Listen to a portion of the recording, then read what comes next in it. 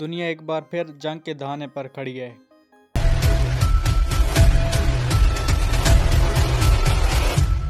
السلام علیکم دوستو، کیسے ہیں؟ امید کرتا ہوں خیریت سے ہوں گے۔ حال ہی میں جب اسرائیل نے شمالی کوریا کا امدادی جہاز تباہ کیا تو اس پر دنیا کا کیا رد عمل آیا، اسی پر بات کریں گے۔ اگر اس سے پہلے ابھی تک ہمارا چینل آپ نے سبسکرائب نہیں کیا تو سبسکرائب کر لیں تاکہ اسی طرح کی معلوماتی ویڈیو آپ تک پہنچ سکیں۔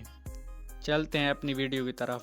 شمالی کوریا کا امدادی جہاز جو فلسطین کی مدد کے لیے جا رہا تھا اسے اسرائیلی فضائی حملے میں تباہ کر دیا گیا، اور اب پیونگ یانگ نے جو شمالی کوریا کا وزیر اعظم ہے اس نے اسرائیل کو سنگین نتائج کی دھمکی دے دی ہے۔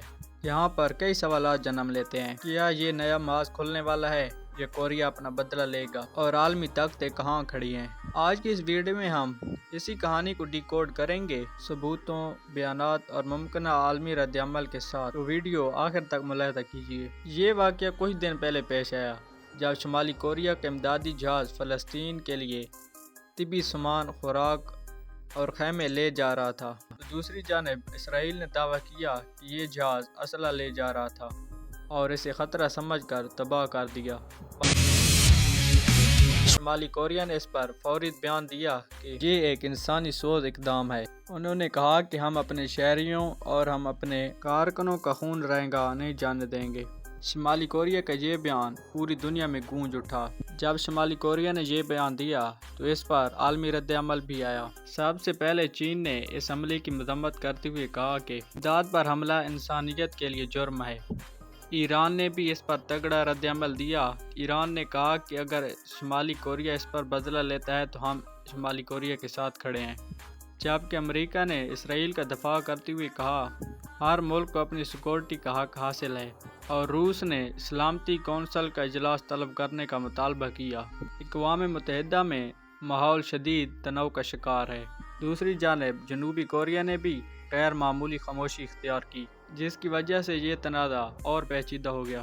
اس عالمی رد عمل کے بعد پیونگ یانگ نے اپنے بحریے کو فوری طور پر الرٹ کر دیا۔ اس پر سرکاری میڈیا نے اعلان کیا کہ ہمارا جہاز واپس کرو یا نتیجے کے لیے تیار رہو۔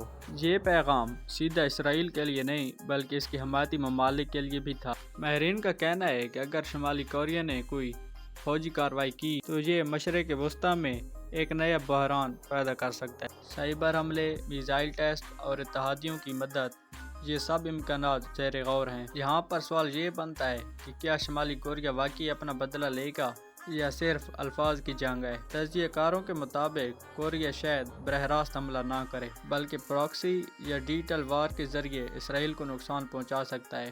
دوسری جانب اگر یہ کشیدگی مزید بڑھ گئی تو چین اور امریکہ کے درمیان تعلقات مزید خراب ہو سکتے ہیں۔ اس کی وجہ سے عالمی معیشت پر بھی گہرا اثر پڑے گا۔ یہ واقعہ صرف جہاز کا نہیں بلکہ نئی عالمی صف بندی کا آغاز ہو سکتا ہے۔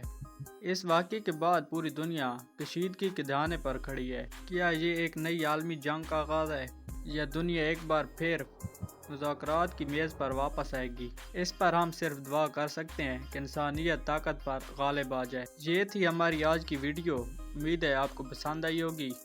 اگر آپ بھی حقیقت کے قریب رہنا چاہتے ہیں تو اس چینل کو ضرور سبسکرائب کریں تاکہ اسی طرح کی حقیقت پر مبنی ویڈیو آپ کو مل سکیں۔ تو ملتے ہیں اگلی ویڈیو میں، تب تک کے لیے اللہ حافظ۔